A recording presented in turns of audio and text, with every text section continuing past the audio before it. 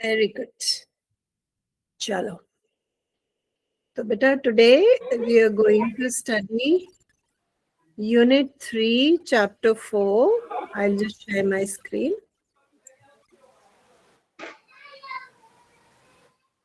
ठीक है, this is what we are going to study today. Unit 3 chapter 4 interview. Interview किसका है? ये इंटरव्यू है जे कृष्णमूर्ति का. ये है जे कृष्णमूर्ति. ये एक बहुत बड़े थिंकर और स्पिरिचुअल टीचर थे. जो ये मानते थे, वो किसी रिलीजन को वो फॉलो नहीं करते थे. वो कहते थे कि अपने आप को समझने के लिए हमें किसी रिलीजन, किसी के बाड़े में बंधने की जरूरत नहीं है. धर्म के बाड़े में हमें बंधने की जरूरत नहीं है. जो hello, please mute yourselves.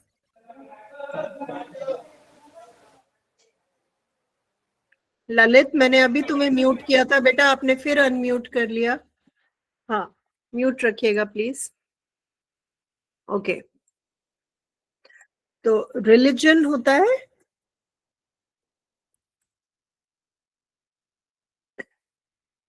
Religion होता है धर्म, और स्पिरिचुअलिटी होता है जिसमें अध्यात्म.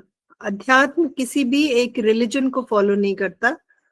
आप किसी भी धर्म के हो सकते हैं, लेकिन आप अध्यात्म को अपनी जिंदगी में उतार सकते हैं. तो ये जे कृष्णमूर्ति का मानना था.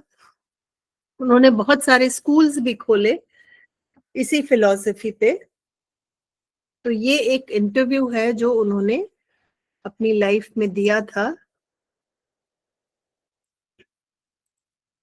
तो वही इंटरव्यू हम आज पढ़ने वाले हैं. ठीक है.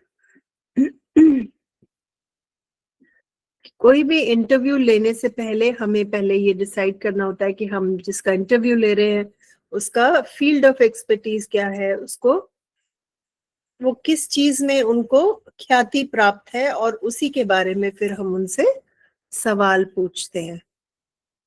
और फिर हमें टाइम मैनेजमेंट करना होता है कि अगर हमें इंटरव्यू के लिए आधा घंटा मिला है या 20 मिनट मिले हैं या 1 घंटा मिला है, तो हम उसी तरह से सवाल पूछते हैं. और किसी सवाल में अगर जवाब लंबा चला गया तो फिर दूसरे क्वेश्चंस को हमें उसी हिसाब से मैनेज करना पड़ता है. कोई क्वेश्चन ड्रॉप करना पड़ता है या 2 सवाल एक साथ पूछने पड़ते हैं. तो टाइम मैनेजमेंट बहुत जरूरी है इंटरव्यू के लिए. और क्वेश्चंस इंटरेस्टिंग होने चाहिए. जब कोई हम यूट्यूब पे कितनी बार देखते हैं, न्यूज़पेपर में पढ़ते हैं, अगर सवाल इंटरेस्टिंग होते हैं तो हमारा पढ़ने का मन करता है कि अच्छा इस सवाल का क्या जवाब दिया होगा. तो your questions have to be interesting so that the answers are also engaging to the audience, the reader. And of course your body language, you have to be respectful, you have to be a good listener. अगर आप किसी का interview ले रहे हैं और आपका ध्यान कहीं और है तो बोलने वाले को अच्छा नहीं लगेगा, डिसरिस्पेक्टफुल होगा. हाँ जी, जे कृष्णमूर्ति के बारे में मैंने अभी आपको बताया. He was one of the greatest philosophical and spiritual figures of the 20th century.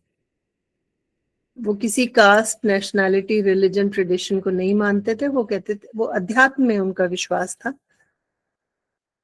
और वो कहते थे कि मैं इंसान को, जो हमने अपने दिमाग में बेड़ियां बना रखी हैं, उससे आजाद रहकर अपनी फुल पोटेंशियल पे सबको जीने का अधिकार है. और उसी में उन्होंने अपनी सारी लाइफ डिवोट की. उन्होंने कोई नया धर्म नहीं बनाया, कोई नई रिलीजन पे फोकस नहीं किया. वो अध्यात्म पे उनका सारा फोकस था. He focused on the very nature and quality of human life. वो कहते थे कि आपका स्वभाव क्या है, आपकी क्वालिटीज क्या है, आपकी लाइफ की क्या क्वालिटी है, आप किस तरह की जिंदगी जी रहे हैं, उन पे उनका फोकस था. इस पे नहीं कि आप किसकी पूजा करते हैं या कौन सा व्रत रखते हैं या किस भगवान को मानते हैं, उस सब में उनका कोई इंटरेस्ट नहीं था. He highlighted the importance of critical awareness of the inner and outer world through his writings and speeches. वो कहते थे कि आपके अंदर का जो वातावरण है वो आपके बाहर के वातावरण को डिटरमिन करता है. अगर आप अंदर से शांत हैं, खुश हैं, तो आप बाहर भी शांति और खुशी लोगों को देंगे. और आप अंदर से परेशान हैं तो आप औरों को भी परेशान करेंगे. अगर आप दुखी हैं, आप औरों को भी दुखी करेंगे. अगर आप जेलस हैं, आपको किसी से जेलसी है, तो भी आप अपने आसपास के लोगों की लाइफ में नेगेटिविटी लाएंगे, क्योंकि जो आप अंदर है वही आप बाहर दुनिया को परोसते हैं. ऋषि वैली स्कूल्स भी उन्होंने ही शुरू किए थे. कृष्णमूर्ति फाउंडेशन के अपने स्कूल्स हैं ये. The interview is an extract from the talks and discussions held by J. Krishnamurti with students of Rishi Valley schools. तो कुछ बच्चों ने उनका इंटरव्यू लिया था. उस इंटरव्यू का ये हिस्सा है. ये पूरा इंटरव्यू नहीं है. उसमें जो मेन क्वेश्चंस हैं उनको इस इंटरव्यू में आपके साथ शेयर किया गया है. सवाल है, The world is full of callous people, indifferent people, cruel people. How can you change such people?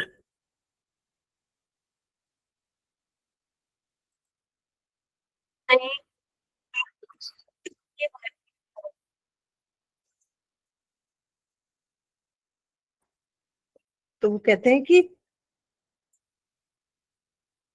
दुनिया में तो ऐसे लोग भरे पड़े हैं जो बहुत ही निर्दयी है, सेल्फिश है और उनको किसी से कोई मतलब नहीं है. तो हम उनको कैसे बदले? तो उनका कहना है कि उनको बदलने की जरूरत नहीं है, आप खुद को बदलिए. Otherwise you will grow up. As you grow up, you will also become callous. You will also become indifferent. You will also become cruel. कहते हैं आपको अपने पे ध्यान देना है कि आप ऐसे व्यक्ति ना बने जैसे वो लोग हैं. नहीं तो कल को अगर आपने ध्यान नहीं दिया तो आप भी वैसे ही व्यक्ति बन जाएंगे. You will also be indifferent. तो ये एक बहुत ही खतरनाक चीज है. अगर हम अपने स्वभाव पे ध्यान नहीं देते तो हम ऐसे ही बन जाते हैं जैसे लोग हमारे आसपास होते हैं. The past generation is vanishing and it is going and you are coming. And if you also prove callous, indifferent, cruel, you will also build the same society.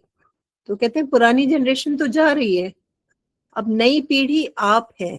अगर आप भी ऐसे ही हुए तो समाज भी ऐसा ही होगा. तो आपको ये चेंज लाना है खुद को बदलकर, कि आप ऐसे ना बने जैसे पिछली जनरेशन ने जो गलतियां की हैं वो गलतियां आपको नहीं करनी है. आपको दूसरों की गलतियों से सीखना है.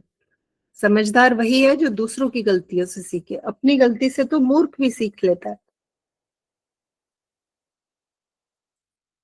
कहते हैं और अगर आप ऐसा करते हैं, you will do something. Change yourself and test it by action. Such action is one of the most extraordinary things. हम अपने आसपास के लोग जैसे बन जाए वो तो सबसे आसान है. जैसे वो हैं हम भी बन जाए उन्हें देख के. लेकिन हिम्मत किस में लगती है, मेहनत किस में लगती है? वो करने में जो आपको सही लगता है. सही क्वालिटीज डेवलप करना, सही पर्सनालिटी डेवलप करना, अपना कैरेक्टर स्ट्रॉन्ग करना, उसके लिए बहुत मेहनत लगती है. तो हम आसपास के लोग अगर कुछ गलत कर रहे हैं तो हमें उनके जैसा नहीं बनना है कि सभी तो कर रहे हैं हम भी कर ले तो क्या गलत. नहीं, हम बदलेंगे तो समाज बदलेगा.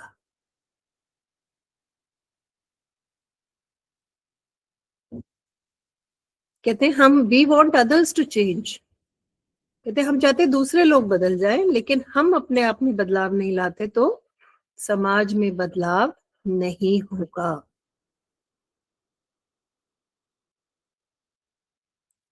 Student, you ask us to change, what do we change into? तो बच्चे ने सवाल पूछा कि आप हमें बदलने के लिए कह रहे हैं, हम आप चाहते हैं कि हम बदले, हम क्या बदल के हम क्या चाहते हैं कि हम क्या बने? कहते मैं ये तो नहीं चाहता कि तुम, you can not change into a monkey, probably you would like to but you can not. तो वो मजाक में कहते हैं कि तुम चाहो भी तो बंदर नहीं बन सकते, तुम इंसान ही रहोगे। लेकिन जब मैं कह रहा हूं कि I want you to change into something, मेरे कहने का मतलब है कि कुछ ऐसा बनो जिसमें अच्छी क्वालिटीज हो जो आप बनना चाहते हो। जैसे I am greedy, I will find out what it means. कहते अपनी कमियों को ढूंढो, उन्हें समझो और उन्हें अपनी पर्सनालिटी से बाहर निकालो। कहते ये कहने के बजाय कि मैं ग्रीडी हूं, मुझे ग्रीडी नहीं होना है, सॉरी, तो कहते हैं ये तो दूसरी तरह की ग्रीड हो गई। अगर मुझे ग्रीडी नहीं होना, ये भी एक ग्रीड है। इसके बजाय मैं समझूं कि ग्रीड क्या है, भूख क्या है, लालच क्या है, और फिर उस लालच को समझ के मैं उस लालच से बाहर निकलूं, वही चेंज है। कि कोई भी कमी है, कुरीति है, उसको समझो और उससे बाहर निकलो। उनके कहने का मतलब है कि माइंडफुल होने से ही हमारी कमियां दूर हो सकती हैं। Mindfully we can change our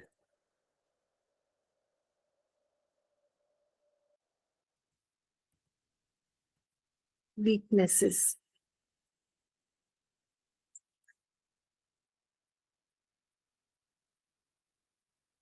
ठीक है, वो कहते हैं अगर हमें पता हो कि हम में क्या कमियां हैं, हम क्या गलत कर रहे हैं, तो हम उनको बदल सकते हैं। आगे उसको समझाते हैं, let me explain. I am greedy and I struggle, fight, make tremendous efforts not to be greedy. इसको मैं आपको बहुत सिंपल से, साधारण से उससे समझाती हूँ, एग्जाम्पल से।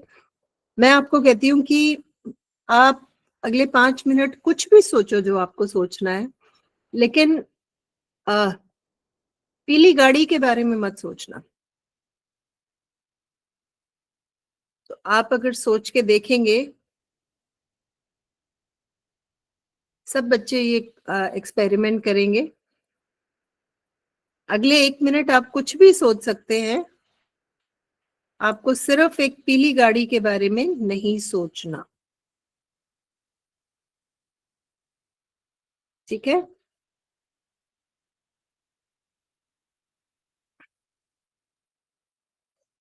अब बच्चे हाथ उठाएंगे, कितने बच्चों के दिमाग में पीली गाड़ी आई मेरे मना करने के बाद भी? आप हैंड रेज कर सकते हैं। प्रथमेश, प्रद्युम्न, बाकी किसी के दिमाग में पीली गाड़ी नहीं आई? ओके,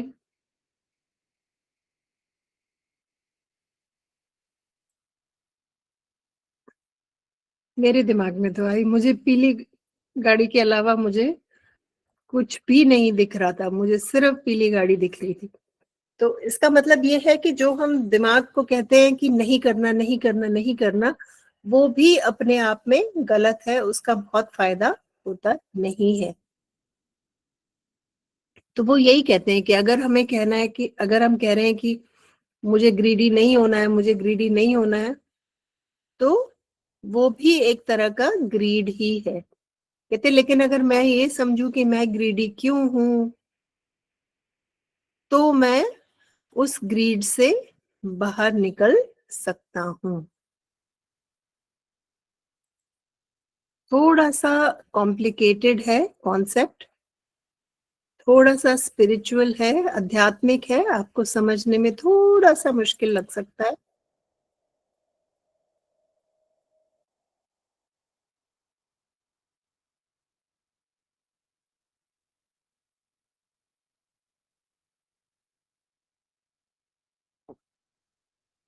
आगे वो कहते हैं, I was thinking last night that I have been to this valley of and on for over 40 years. People have come and gone. Trees have died and new trees have grown. Different children have come, passed through the school, have become engineers, housewives, and disappeared altogether into the masses. I meet them occasionally at an airport or at a meeting, very ordinary people. And if you're not very careful, you're also going to end up that way. कहते हैं पिछले 40 साल से मैं इस valley में आ रहा हूँ, लोग आते हैं जाते हैं, स्कूल में भी पढ़ के जाते हैं, यहाँ से ट्रीज भी उगे हैं, सूखे हैं, नए ट्रीज लगे हैं, लोग आए हैं, लोग चले गए हैं, और जो यहाँ पे बच्चे पढ़े थे अब वो दुनिया में जाके बाकी भीड़ के साथ रम गए हैं, मिल गए हैं, और उसमें कोई भी खास बात नहीं है। अगर आप अपने पे ध्यान नहीं देंगे तो आप भी बाकी भीड़ जैसे हो जाएंगे, आप बहुत ही ऑर्डिनरी हो जाएंगे। ऑर्डिनरी मतलब आम, सामान्य। तो बच्चा सवाल पूछता है कि आपका ऑर्डिनरी से क्या मतलब है, what do you mean by ordinary? तो कृष्णमूर्ति कहते हैं बाकी दुनिया की तरह, उन्हीं की तरह चिंता, उन्हीं की तरह करप्शन, वायलेंस, इंडिफरेंस, कैलेसनेस। एक नौकरी पकड़ना, उस नौकरी पे पकड़ के बैठे रहना, चाहे तुम्हें अच्छा लग रहा है नहीं लग रहा है, चाहे तुम्हें काम करना आ रहा है नहीं आ रहा है, चाहे वो काम तुम्हें पसंद है या नहीं है, इसको कहते हैं ऑर्डिनरी। जो सारी दुनिया कर रही है वो भी आप भी वही कर रहे हैं, और जिंदगी में कोई नई उमंग नहीं है, कुछ नया सीखने की चाह नहीं है। रोज आपकी वही रूटीन, वही चीज, और आप बोरियत से अपनी जिंदगी बिता रहे हैं, कुछ नया पढ़ नहीं रहे, कुछ नया सीख नहीं रहे, कुछ नई क्वालिटीज नहीं डेवलप कर रहे, कुछ नई स्किल्स नहीं डेवलप कर रहे। इसको एक बारी ट्रांसलेशन सुन लेते हैं।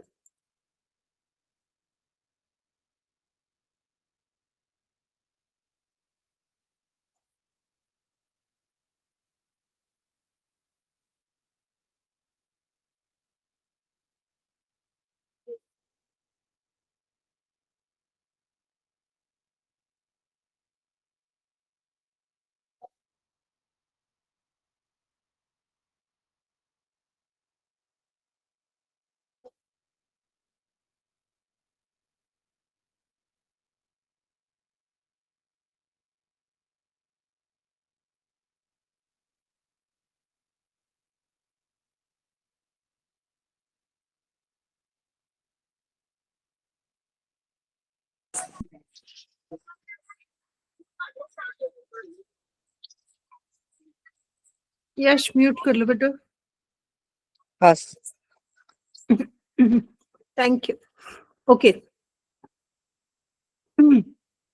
तो फिर स्टूडेंट उससे पूछता है कि फिर हम ऑर्डिनरी होना कैसे छोड़ सकते हैं? वो कहते हैं ऑर्डिनरी होना आप छोड़ नहीं सकते, सिर्फ डोंट बी ऑर्डिनरी। अगर आप ऑर्डिनरी हो गए तो आप ऑर्डिनरी होना नहीं छोड़ सकते। थोड़ा सा ये मुश्किल है समझने में, कॉम्प्लिकेटेड है, बड़े लोग भी इसको नहीं समझ पाते हैं, तो आप घबराना मत, परेशान मत होना।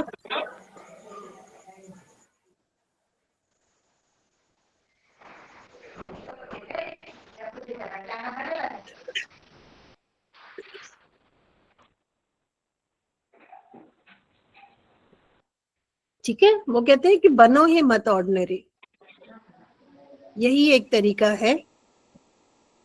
बच्चे को नहीं समझ आया, उसने कहा ये तो बड़ा मुश्किल है, ये कैसे करना है? आओ सर।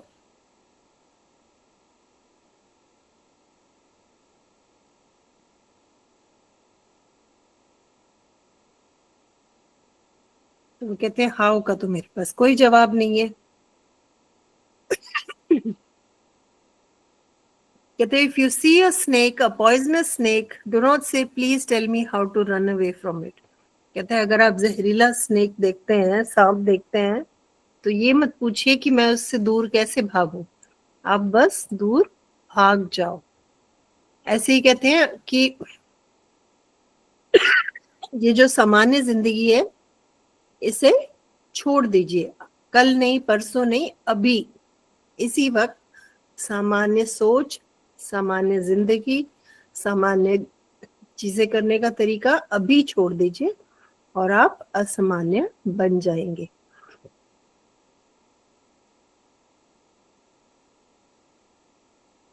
तो कृष्णमूर्ति जी कहते हैं कि अब तो तुम्हारे पास सवाल नहीं है तो मैं कुछ बोलूं।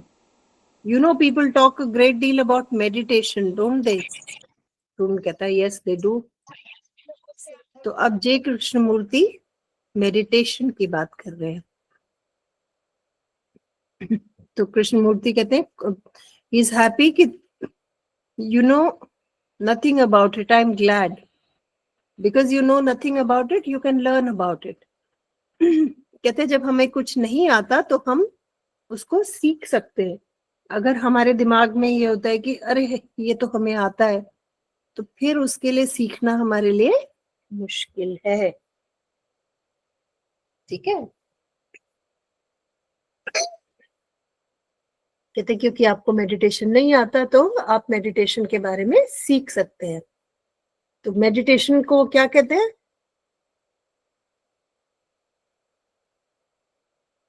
कहते हैं मेडिटेशन का मतलब होता है कि दार्शिक भाव से अपने विचारों को देखना। ये नहीं सोचना कि ये मेरे दिमाग में क्यों आया, मैं ये वाला सोच सोच लेता हूँ, मैं ये वाला, कुछ नहीं करना। आपको सिर्फ बैठ के देखना है कि ये विचार आया और ये विचार गया। उसको कहते हैं मेडिटेशन, जिसमें आप कोई एफर्ट नहीं लगा रहे हैं, आप सिर्फ बैठकर अपने विचारों को आते जाते देख रहे हैं। वो एक छिपकली का एग्जाम्पल देते हैं, सुनो।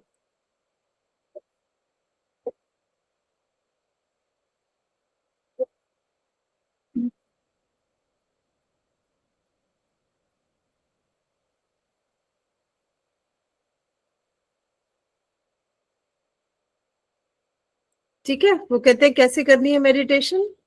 पहले तो शांत बैठ जाओ, बिना हिले डुले, अपनी लेग्स क्रॉस करके, पालती मार के या आसन मार के कंफर्टेबली बैठ जाओ, बिना हिले।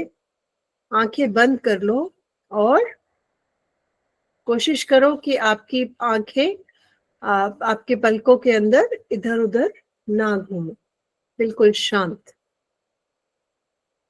कहते हैं your eyeballs are apt to move, keep them completely quite.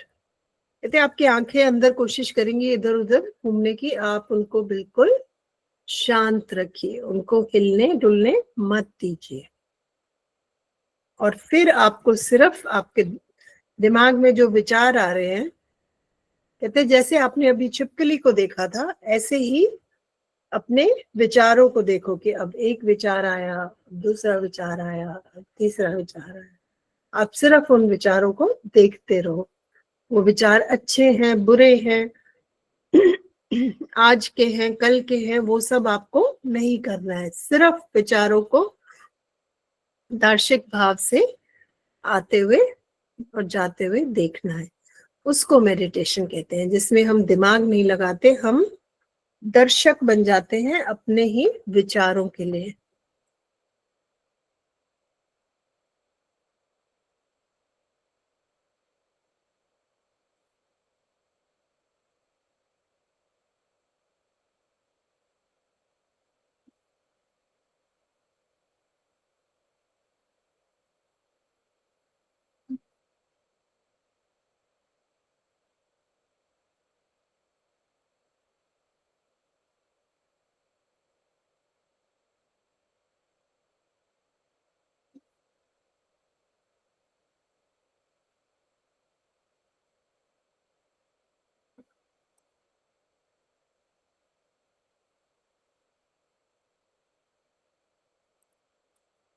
ठीक है, तो ये तरीका है मेडिटेशन करने का।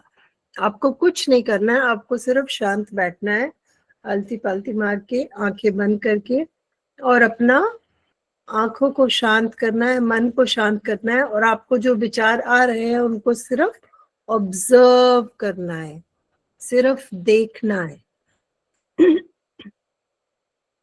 और जब आप ये विचार देख रहे हैं, आपको ये नहीं सोचना कि this is a good thought, this is a bad thought. तो आपको सिर्फ आंखें बंद कर कर, अपनी आईबॉल्स मूव नहीं करनी है, ये अंदर पलकों में ये नहीं घूमनी चाहिए, और सिर्फ अपने विचारों को देखना है। ठीक है, और एक बार जब आप ये शुरू कर देते हैं तो आप बहुत कुछ सीखते हैं। ठीक है, तो अब हम क्या करेंगे,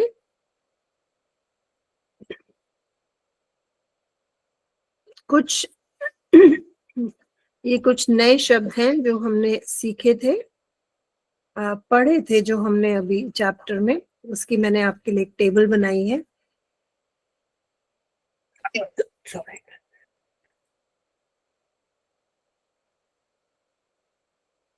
ओके, जैसे कैलस है, कैलस मतलब अनकाइंड, कठोर, निर्दयी, इनडिफरेंट, नॉट केयरिंग, उदासीन, ग्रीड, लालच, ब्रुटैलिटी, क्रूरता, कंफर्म, आंख बंद कर के किसी को फॉलो करना, सही गलत अच्छा बुरा सोचे बिना, क्योंकि सब वही कर रहे हैं तो हम भी वही कर रहे हैं। कंपैशन मतलब दया, सहानुभूति। मेडिटेशन ध्यान, जिसकी हमने अभी बात की ना एंड में, जय कृष्णमूर्ति ने समझाया कि ध्यान कैसे करते हैं, मेडिटेशन कैसे करते हैं। ऑब्जर्व, ध्यान पूर्वक देखना। रूटीन, दिनचर्या। इंसाइट, गहरी समझ। अवेयरनेस, जागरूकता। फ्रीडम, स्वतंत्रता। ट्रांसफॉर्मेशन, परिवर्तन। ग्रीडी, लालची। लर्न, सीखना। ऑर्डिनरी, साधारण। कंपैशनेट, दयालु। अवेयरनेस, ज्ञान। क्यूरियोसिटी, जिज्ञासा। ऑब्जर्व, निरीक्षण। ठीक है, तो ये कुछ नए शब्द थे इसमें, जिसके वर्ड मीनिंग्स मैं आपके साथ शेयर कर दूंगी। एक बार ये इसके एक्सरसाइजेस देख लेते हैं। तो लर्न मैम समझ अबाउट, में नहीं आ रहा मैम। क्या नहीं समझ में आया बेटा? ये थोड़ा सा समझने में मुश्किल है, जय कृष्णमूर्ति बड़ों को भी समझने में टाइम लगता है।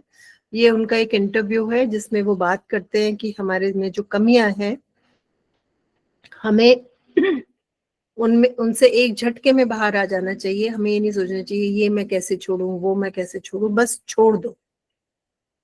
और वो सिखाते हैं कि ध्यान कैसे करना चाहिए हमें।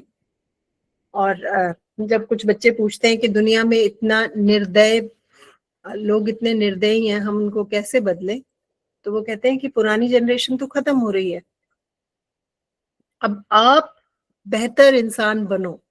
आप ध्यान रखो कि आप कल को निर्दय ना बनो, क्योंकि आप इस दुनिया का फ्यूचर है। मेरी जनरेशन तो कुछ चली गई, कुछ जा रही है। मैम ये कौन से विषय का विषय है? इंग्लिश का है ना, कौन से सब्जेक्ट? यश, आपको ये नहीं पता बेटा? कौन से सब्जेक्ट? इंग्लिश का यूनिट 3 चैप्टर 4। चैप्टर 4। वो कहते हैं तो मेडिटेशन। मुझे तो कुछ समझ में नहीं आ रहा है कब से। बेटा आपको ये नहीं पता कौन सा सब्जेक्ट चल रहा है यश? आप बाद में इसको तसल्ली से देखना, ठीक है?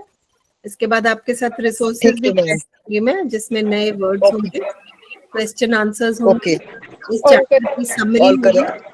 हाँ, इस चैप्टर की समरी होगी। जब आप शांति से इसको बैठ के दोबारा करेंगे तो आपको समझ में आ जाएगी। Good night madam. ओके बेटा, ऑलराइट। तो मैम आप ये करवा रहे थे ना एक्सरसाइज?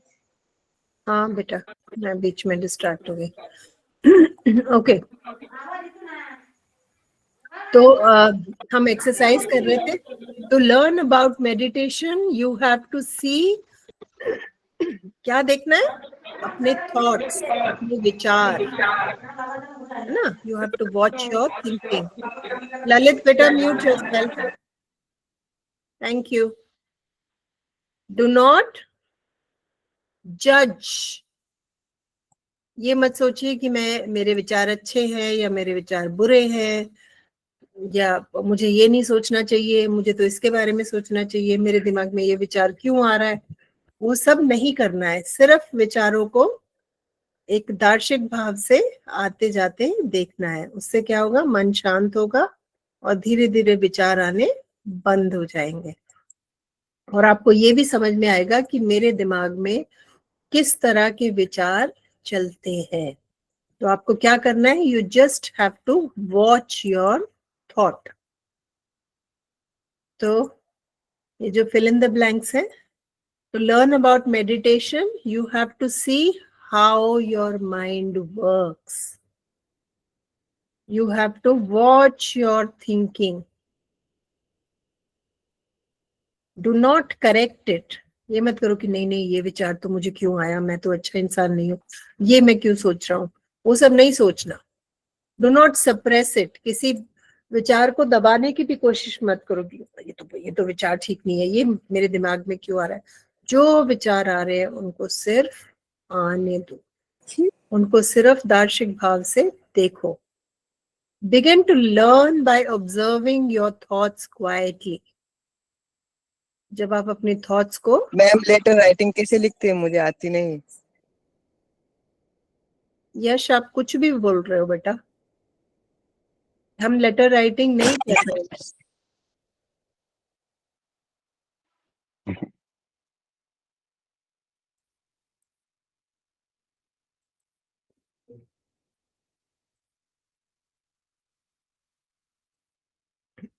ओके,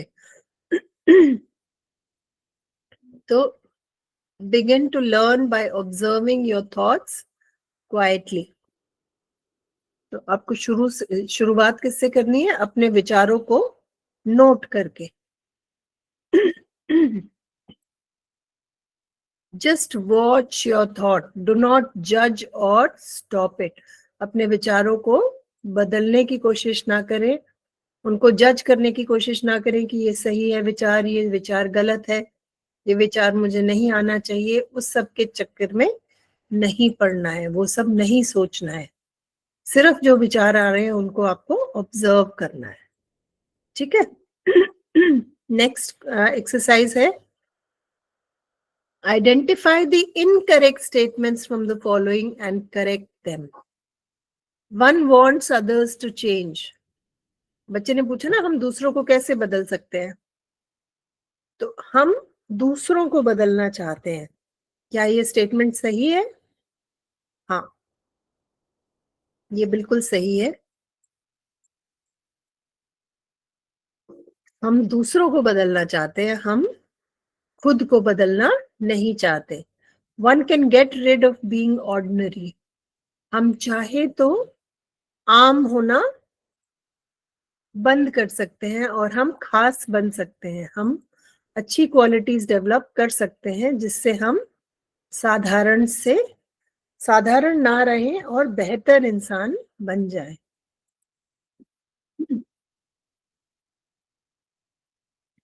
ठीक है? ये करेक्ट है। Understanding the nature of greed does not ensure freedom from greed. वो कहते हैं जब हमें समझ में आएगा कि हमें किस तरह का लालच है, तभी हम लालच से दूर हो सकते हैं।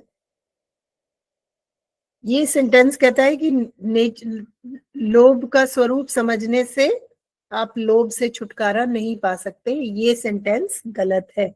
जे कृष्णमूर्ति इसका बिल्कुल उल्टा कहते हैं, विपरीत कहते हैं। वो कहते हैं अगर आप समझ जाएं कि आपको लोभ का क्या स्वरूप है, तो आप उससे पीछा छुड़ा सकते हैं।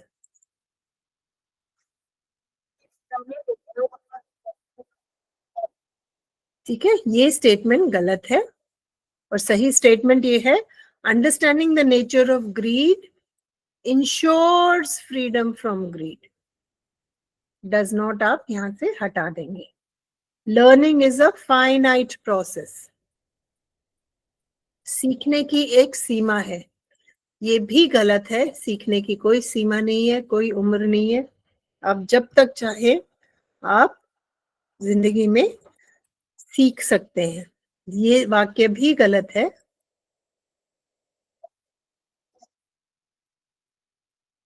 ठीक है, ये भी स्टेटमेंट गलत है।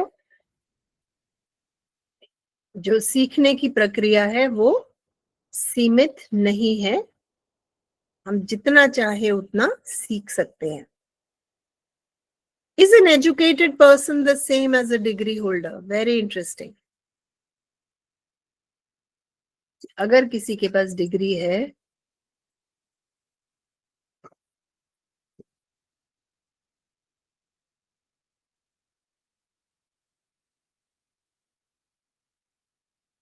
ठीक है, किसी के पास पदवी है और कोई शिक्षित है, क्या ये दोनों चीजें एक है? नहीं। डिग्री होल्डर भी एजुकेटेड हो सकता है और कोई डिग्री होल्डर ना हो तो भी एजुकेटेड हो सकता है। डिग्री पाना एक चीज है और शिक्षित होना अलग चीज है। इसका मैं आपको ट्रांसलेशन बता देती हूँ।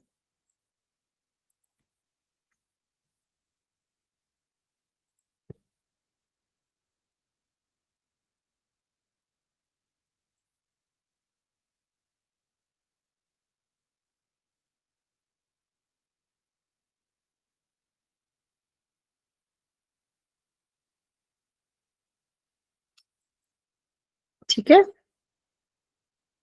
now make a list of behaviors in educated people that you find unacceptable. कि जो कुछ लोग जो पढ़े लिखे होते हैं उनमें कुछ उनकी ऐसी आदतें हैं जो उनको जो आपको उनमें पसंद नहीं आती। वो हो सकता है कि वो उनमें इस बात का घमंड हो कि हम पढ़े लिखे हैं, बीइंग रूड और एरोगेंट, डिसरिस्पेक्टिंग अदर्स, वो दूसरों से आ, इस ढंग से बात करें, सामने वाले की इज्जत ना करके, कि इस ढंग से वो सामने वाले से बात करें कि सामने वाले को रिस्पेक्ट ना दे,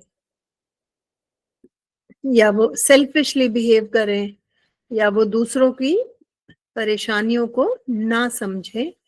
ये सब कुछ ऐसी कुरीतियां हैं जो एजुकेटेड लोगों में हो सकती हैं। उन्हें इस बात का घमंड हो सकता है कि हम तो शिक्षित हैं और हम अशिक्षित लोगों से बहुत बेहतर हैं।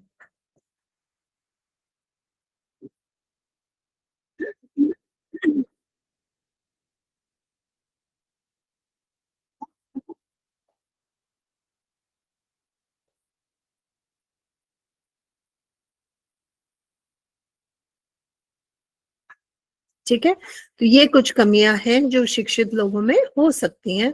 उनको इस बात का घमंड हो सकता है कि हम तो शिक्षित हैं, हम तो दूसरों से ज्यादा जानते हैं, और वो दूसरों से एक निरादर का एक स्वभाव रख सकते हैं। ये कुछ सिचुएशंस है, इसमें आपसे पूछा है कि आप इस सिचुएशन में होंगे तो आप क्या करेंगे।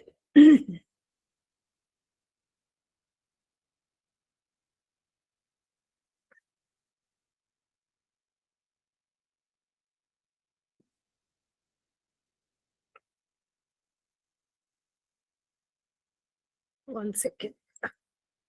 अगर आपका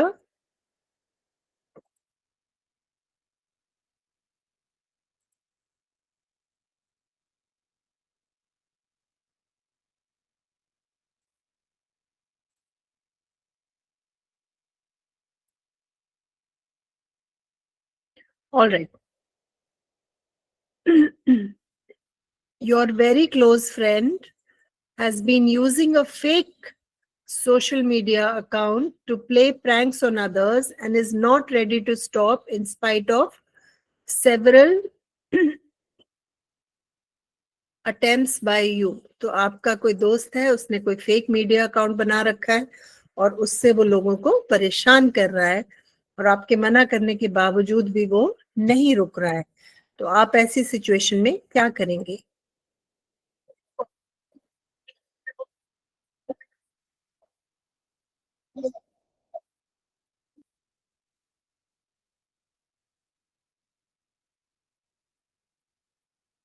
ठीक है, तो उसकी आप कंप्लेंट कर सकते हैं, किसी टीचर को बता सकते हैं, किसी उसके माँ बाप को बता सकते हैं, किसी घर के बड़े का आप सहारा ले सकते हैं और उनको ये बता सकते हैं कि वो जो कर रहा है वो गलत है. ठीक? You're going through a crisis that is making you short-tempered and impatient, due to which you end up causing harm to your family and friends. They have started complaining about it quite often. तो आप किसी परेशानी से गुजर रहे हैं और उस वजह से आप चिड़चिड़े हो गए हैं और आप दोस्तों के साथ और घर में भी आप बहुत चिड़चिड़े हो गए हैं और आप अच्छे से सबसे पेश नहीं आ रहे हैं और सबने आपसे शिकायत करना शुरू कर दिया है कि ये क्या तरीका है बोलने का, ये तुम्हें क्या हो गया आजकल. तो सब इस बात की शिकायत कर रहे हैं कि तुम्हारा स्वभाव सही नहीं है. तो ऐसे में आप क्या करेंगे?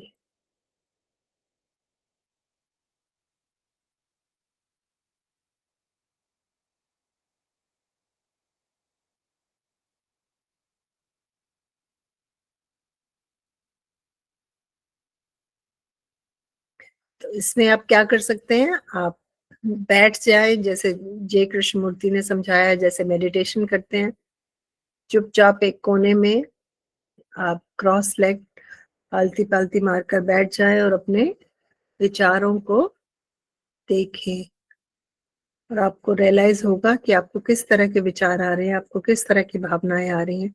क्या आप गुस्से में हैं, क्या आप परेशान हैं, क्या आप थके हुए हैं, क्या चीज है जो आपको परेशान कर रही है. और फिर आप किसी बड़े की मदद मांग सकते हैं कि मेरे साथ ये दिक्कत है, आप बताइए मैं क्या करूं. जिस भी बड़े पर आपको भरोसा है, आपको लगता है आपको सही राय देंगे, उससे आप अपनी परेशानी शेयर कर सकते हैं. One particular friend of yours is always late for college, school, social functions, movies and delays everyone. आपका एक दोस्त है जो जिसकी वजह से सब लेट होते हैं. कहीं कॉलेज जाना है, किसी फंक्शन में जाना है, कहीं घूमने जाना है, तो हर जगह वो लेट पहुंचता है और उसकी वजह से सब लेट होते हैं. तो उसके लिए आप क्या कर सकते हैं? ये आपको सोचना होगा, आपका दोस्त है, आप क्या इसका हल ढूंढ सकते हैं. You realize you no longer want to pursue your studies in the stream you have selected. तो आपने कुछ सब्जेक्ट सिलेक्ट किया है, जैसे साइंस सिलेक्ट किया है या कॉमर्स सिलेक्ट किया है या आर्ट सिलेक्ट किया है, और थोड़े दिन पढ़ने के बाद आपको लगता है नहीं, मुझे ये नहीं करना, मुझे अपने सब्जेक्ट बदलने हैं. तो आप क्या करेंगे? तो सारी उम्र वो सब्जेक्ट पढ़ने के बजाय जो आपको पसंद नहीं है, उससे अच्छा है कि आप अपने सब्जेक्ट चेंज कर लें. अगर आपको कुछ महीने को नुकसान भी होता है तो कोई बात नहीं, लेकिन आपको अपने सब्जेक्ट, अपनी स्ट्रीम चेंज कर लेनी चाहिए. क्योंकि आप जितनी ज्यादा टाइम उस स्ट्रीम में बिताएंगे जो आपको पसंद नहीं है, जो आप नहीं करना चाहते, उतना ही समय आप बर्बाद कर रहे हैं. अच्छा, consult the thesaurus and note down the synonyms for ordinary. Ordinary मतलब आम, रूटीन, रेगुलर, मतलब बहुत ही साधारण. ये सब ऑर्डिनरी के मीनिंग्स है. ऐसे ही आप क्या कर सकते हैं, इस टेबल में इन क्वालिटीज के बारे में इन बैड क्वालिटीज के बारे में जय कृष्णमूर्ति ने बताया कि लोग, हमारे आसपास के लोग कैलेस है, उनको किसी की चिंता नहीं है, तो हम उनके जैसे ना बने उसके लिए हमें क्या करना चाहिए? We should care for people, care for the environment, care for life. हमारे आसपास के लोग बहुत हिंसक हैं, हमें उनके जैसा नहीं बनना, तो हमें क्या करना चाहिए? हमें काइंडनेस से लोगों से पेश आना चाहिए, हमें उनसे पीसफुल एंड अंडरस्टैंडिंग से पेश आना चाहिए। ग्रीडी, अगर हमारे आसपास के लोग ग्रीडी है तो हमें उनके जैसा नहीं बनना। तो फिर हमें कैसे इंसान बनना चाहिए? हमें लोभी नहीं बनना। तो हमें कैसे इंसान बनना चाहिए? हमें बनना चाहिए जेनरस एंड कंटेंट। अगर हमें लोभी नहीं बनना तो हमें उदार और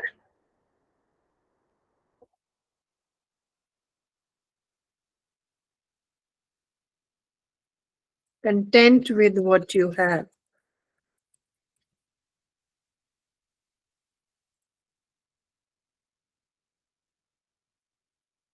ठीक है, तो हमें अगर लालची नहीं बनना तो हमें ऐसे बनना चाहिए। और करप्ट, अगर कोई करप्ट है, लोग हमारे आसपास के करप्ट है, भ्रष्ट है, और हमें भ्रष्ट नहीं बनना, तो हमें क्या बनना चाहिए? हमें ईमानदार बनना चाहिए ना, और हमें निष्पक्ष बनना चाहिए। ठीक है, यही जय कृष्णमूर्ति ने समझाया कि आज तुम अगर कह रहे हो कि आसपास की दुनिया ऐसी है और आपको ऐसा नहीं बनना चाहिए, तो आपको कैसे बनना चाहिए? वो क्वालिटीज हम अपने आप में डालें तो हमारा जो कल है वो आज से बहुत बेहतर होगा। ठीक है, क्लास के बाद मैं ये रिसोर्स आपके साथ शेयर कर दूंगी जिसमें ये सारे आंसर्स हैं जो हमने अभी डिस्कस किए हैं। ठीक है, इसमें जो नई शब्दावली है, इसमें उनके शब्द अर्थ हैं, उनसे एक सेंटेंस है जो आपको नए शब्द समझने में मदद करेगा। ये जो हमने अभी चैप्टर पढ़ा है उसकी, ये उसके एक्सरसाइजेस के आंसर्स हैं, और जो हमने अभी चैप्टर पूरा पढ़ा है उसकी समरी भी है। उसकी समरी भी आपको इसमें मिलेगी और आप इसको रिवीजन के लिए इस्तेमाल कर सकते हैं। ठीक है बेटा, चलो हम क्लास के बाद ये रिसोर्स आपके साथ शेयर करेंगे। ठीक है बेटा।